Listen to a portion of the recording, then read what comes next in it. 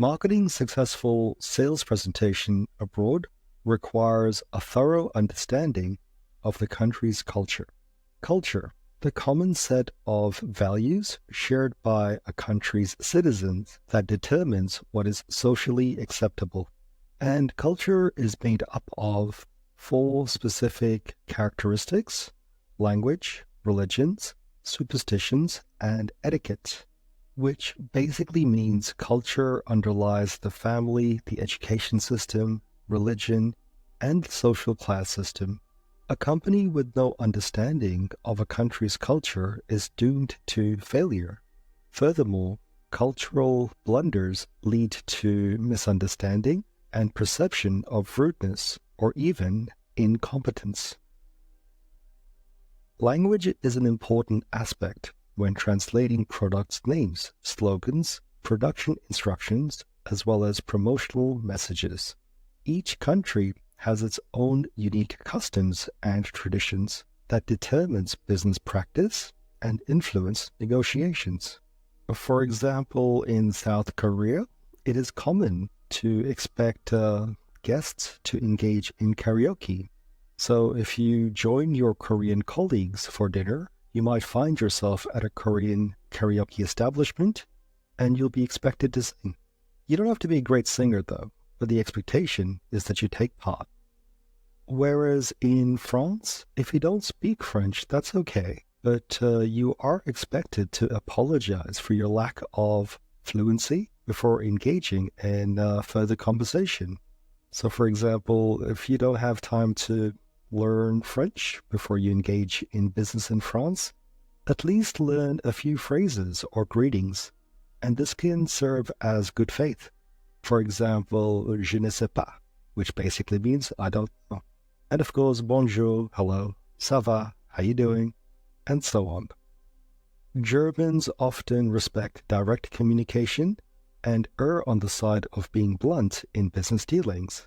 The more straightforward, the better when in Germany. It's also wise to remain serious and devoid of humor, as jokes are not appreciated in a business context. In Australia, punctuality is absolute key when meeting to discuss business.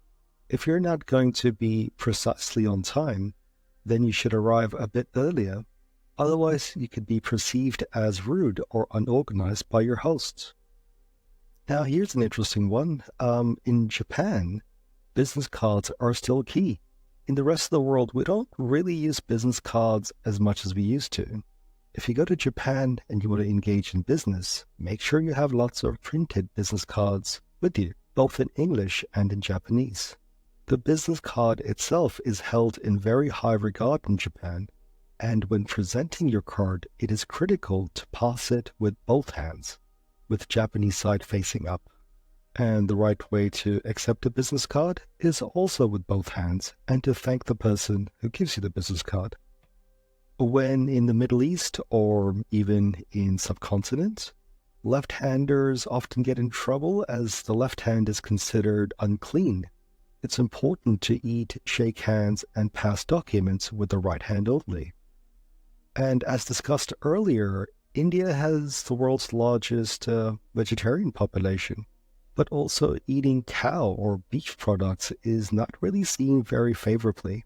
As such, when doing business in India, try and avoid beef at all costs, as the cow is seen as a holy or sacred animal. Types of society includes traditional, pre-industrial, take-off economy, industrializing society, fully industrialized, and sustainable economy. In traditional economy, the emphasis is more on agriculture, and there's very little upward mobility, as in it's difficult to move up in society from an economic or monetary term. So most people do what their parents did, and their parents did what their grandparents did, and so on and so forth. In pre-industrial, social and economic change starts to occur. In take-off economy, new industries start to form. In industrializing society, there's a huge spread of technology. In fully industrialized societies, exporter technology as drive of new innovation. And lastly, in sustainable economy, ensuring a balance between trade and exploitation of the world's resources.